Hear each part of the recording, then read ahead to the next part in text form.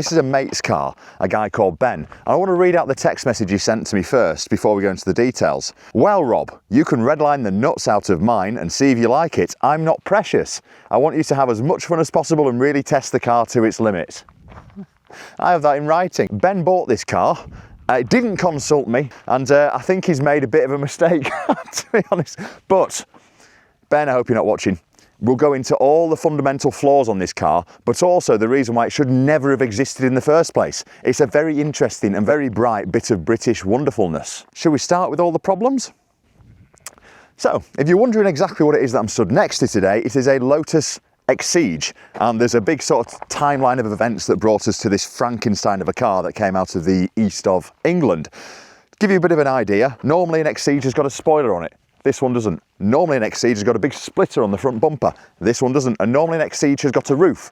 This one doesn't, because it's a roadster, which is quite rare in its own right. They're interesting facts, but here's some interesting facts that will make your eyes water. Because when stuff goes wrong on this car, Ben, look away now. Let's start off with an unusual thing to go wrong. This is a wheel, and behind it is a suspension upright. These suspension uprights are known to wear way too early. The cost to repair that, £2,500 for a consumable part that goes way too early. That's concerning. It isn't the bit that was making me nervous this morning, because there's some very concerning stuff that happens under here. However, on our way down this morning, I nearly hit lots of Welsh wildlife. I nearly hit a rabbit, and we were very close to that badger as well, weren't we, Alex? Very close to a badger, which is concerning because this is the front end, which is essentially a fiberglass clamshell, sits over the front of the car. Now, if you follow Joe at Shifting Metal, you know that he's had some problems with one recently because he bought a crash damaged one because he's a bit daft. These headlights, around about £2,000 to £3,000. There's no way of getting cheaper ones. The front clamshell, I want to say, is around about £3,000 or £4,000. If you have a front end in this car accident, you pretty much write it off straight away, which is why Joe ended up buying one from Copart, I think it was. So that's expensive, but only if you get it wrong. There's something on the inside that's expensive if you get it wrong, and it is totally user error. If you get that bit wrong, it's a new engine. Other things you need to know about. This is not going to be one of my finest moments.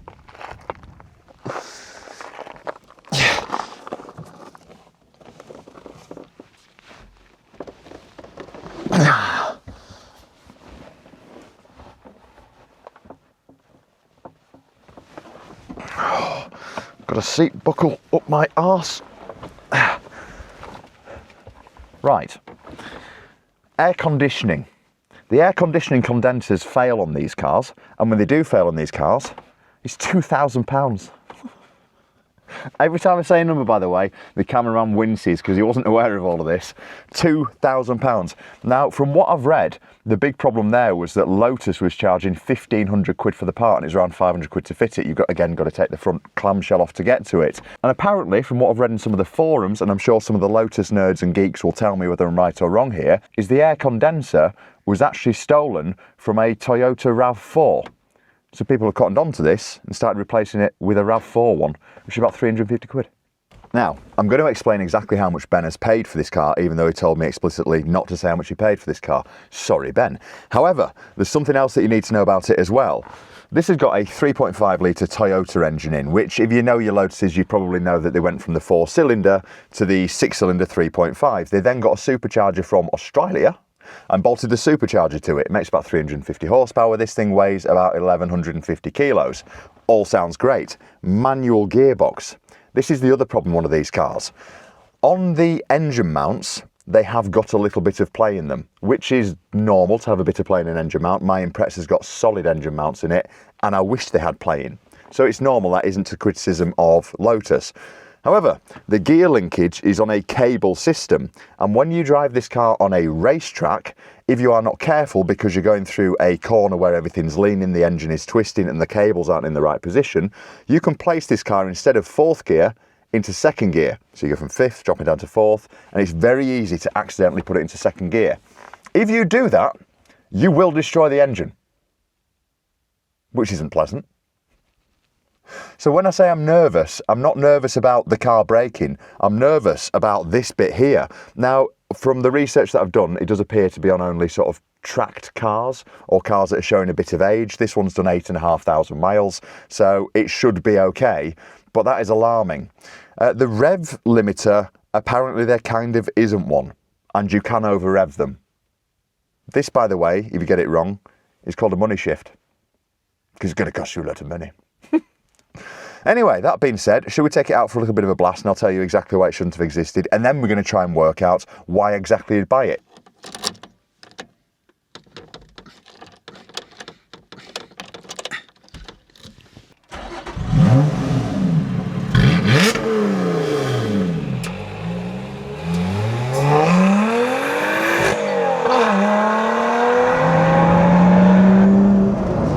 Now, before we start going a little bit mad in this little orange Lotus, if you're finding this video interesting and you're enjoying what you're seeing, why don't you do yourself a favour and treat yourself with a little nudge of our subscribe button. If you give it a little caress, hit the bell icon, you'll see all the interesting stuff that's coming up moving forward, because we've got some really interesting cars coming on and some really interesting stories.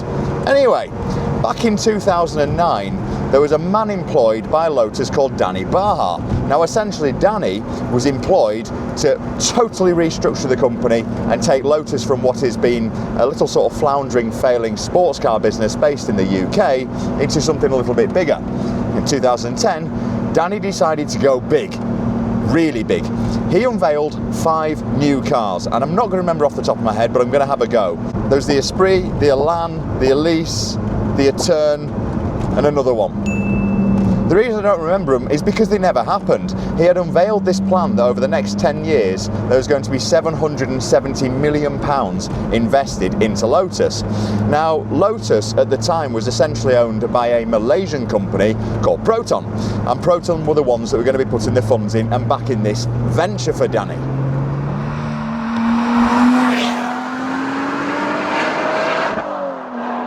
Now, in 2011, they revealed the plans for the Exige, which is what we're driving now. But unfortunately for Danny, at the same time, Proton was taken over by a company called DRB Highcom. This is where it gets really messy. He said they were restricting the funding, they said that they weren't, and then in 2012, he was dismissed on grounds there's something a little bit mucky with his expenses. Now, I don't know enough information, and you can't find much because it was settled out of court in 2014 as to exactly what happened there, but no smoke without fire and all that. Anyway, technically, because of all of this chaos that was happening in Lotus, this car should actually never have existed. It should never have happened, but they needed to produce something to keep people happy, and in turn was born the Exige. Interesting, isn't it? Now, the reason this car in particular is so interesting is because it's a bit of a Frankenstein build. Essentially what they did is they got an Evora, which was a production car at the time that had the 3.5 litre V6 in it, and they got the old Exige, which was the Series 2, and kind of blended the two together. Now, you can't just dump a 3.5 V6 in an Elise or an Exige, so essentially what they did was they had to make the car bigger. And when you actually look down the body lines of this car, you can see that it's essentially a clamshell wrapped around the front of it, and the back was totally different in order to incorporate this larger engine. So it basically had a longer footprint. It wasn't meant to happen, but they made it happen, and it's quite the triumph. However, I promised I was going to talk numbers, so let's talk numbers. We'll pull over.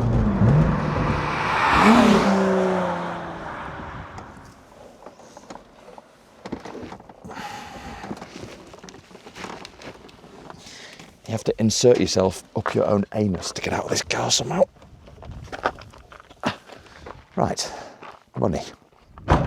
Right, so before I go and do as I'm told on Ben's text message earlier on and absolutely kick this car's head in, let's talk about figures.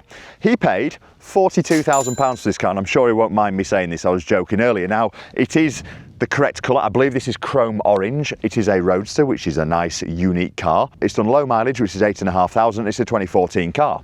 When you look at it like that, what else are you buying for the money? Even though everything's going to break and cost you a fortune, what else are you buying for the money? When this came out, they got a little bit of stick because the price point was very similar to something like a Cayman. It was 53 grand new, and all the German car owners and Porsche lovers, etc., were going, for a fiberglass car that was built in England with an engine from Japan, it doesn't seem to make sense. Well, it makes sense now, doesn't it? Because when you look at the depreciation, not lost a lot of money, is it? Now the question is why Ben would want something like this before we rip it out there. So if you followed the channel for a while, you'll know that a while ago we went on a road trip to Spain in an Audi R8, which didn't perform overly well, but it is back in Wales today because we are off on another tour with Atano. So he's lent me this car. We got up at 4 o'clock in the morning to make the most of these beautiful roads, and then tomorrow we are going to be doing a proper tour as promised with some subscribers who are going to be joining us tomorrow, and some of the Atano members. So it'd be wrong of me not to mention that if you want to join Atano as a member, it's free. There are lots of different perks. Obviously you get invited on these tours. You do have to pay, but then there are some things you can do that you don't have to pay for. There's a link in the description below and it's free. You're welcome. Let's kick Ben's car's head in.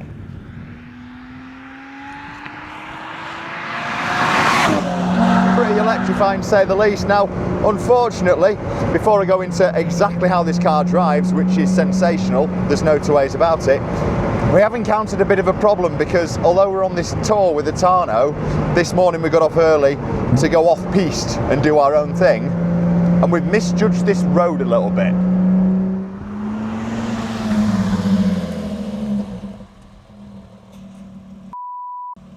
Now, although there are average speed cameras on this road, and I'm absolutely mortified about that fact, I've already passed 2 other sports cars. One was a Lotus. I didn't catch the one on the back end because it was going a bit too quick. Both on this road, both enjoying themselves. And I think that says a lot about what this car is about. You don't need to be absolutely braying it to get enjoyment out of it. So we are obviously restricted to 60 miles an hour on this road. But fortunately, my maths is very good and it is an average speed, but you don't need to be caning it. The steering feel is remarkable. You can literally feel everything through that steering wheel. There are cat's eyes on here, but on our way down this morning, we crossed the white lines and you could feel the white lines through the steering wheel. The sound is incredible. So before this car was a 4-cylinder engine, and bizarrely, they had to get rid of that for emissions. And they ended up putting a 3.5 V6 in with a supercharger on. But it absolutely howls. Just going to get it on song here, give it a bit of second. And all the way through the rev range, it just feels to pull.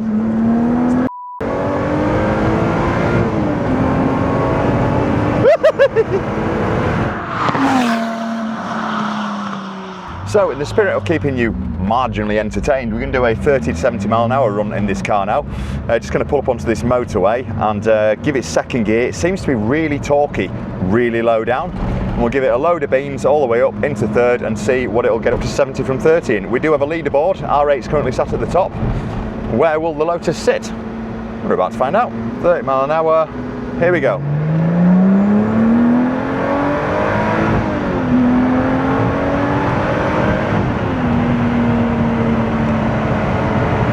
4.1. That's kind of where I put it, to be fair. So it's obviously faster than the Lexus Hybrid we had in recently, not as fast as the Alpha, not as fast as the R8, but it's kind of exactly where I'd expect this to sit. What I find surprising about this car is it's so torquey from so low down. So we're currently doing 65 miles an hour. We're in 6th gear at just under 2,500 RPM.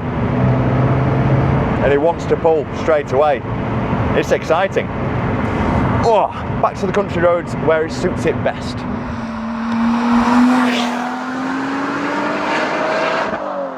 This road paired with this car is honestly such a wonderful experience. You can see why the Welsh have put an average speed camera on this road, because it is so encouraging to drive quickly on here. But it does hurt me because if you didn't know this about me, I'm actually 1/32th Welsh. I have heritage and a little bit of French, but we don't talk about that. There's something about this car on this road, even with the fact that it's a cloudy sky and it looks a little bit moody, it just feels right. That sort of makes sense. Now, this is a bit of a weird one because it's a roadster, and normally what happens when a company brings out a convertible variant, it is a lot heavier. This car, bizarrely, is lighter than the counterpart, lighter than the coupe by around about 10 kilos. And that's because this roof is very much fabricated. Problem, they reduced the top speed from around about 170 to 145 because the roof would blow off. Which is very Lotus, isn't it? There's something special about this car, and it's hard to pinpoint what it is. I think it's its raw honesty. This steering input is insane. I hate using the word go-kart, but it really is. I mean, listen to the cat's eyes. Every single bump, you can run over a fag engine, you'd feel it, and there's something electrifying about that. You can see why Ben would want to buy this to use on the tours, because it's just such a raw performance car. Now, when we went on one of the ones in Spain, what we noticed is that actually we weren't going crazily fast, as in top speed, but we were holding fast speed through corners, and this is absolutely perfect for it. I hate to say it, but with all of the issues that this car's got, and the fact that it, let's face it, should never have existed in the first place, you can just forgive all of them. I've got a good analogy for this car. Let's pull over and we'll have a quick run through it. So there we have it, the Lotus Exige. A wonderful car and a very kind gesture, Ben. Thank you very much, I've really enjoyed it. It kind of reminds me of the family dog. You know, the old family dog, the one that farts while you're trying to watch TV and no one knows where the smell's coming from, and it costs you a fortune in vet's bills, but there's something about it that it's just been part of the family for that long. You just adore it, and you could never get rid of it, you could never put it down, and you just suffer the consequences of owning something that's a little bit unreliable. That's what I think this is. Very British, very special, and a wonderful place to be. Thank you once again for tuning in, I really appreciate it. If you haven't subscribed, again, subscribe button, bell icon, and we shall see you on the next one. Cheers. Right. So if I take 5 minutes and then divide that by 60, I need to have 47.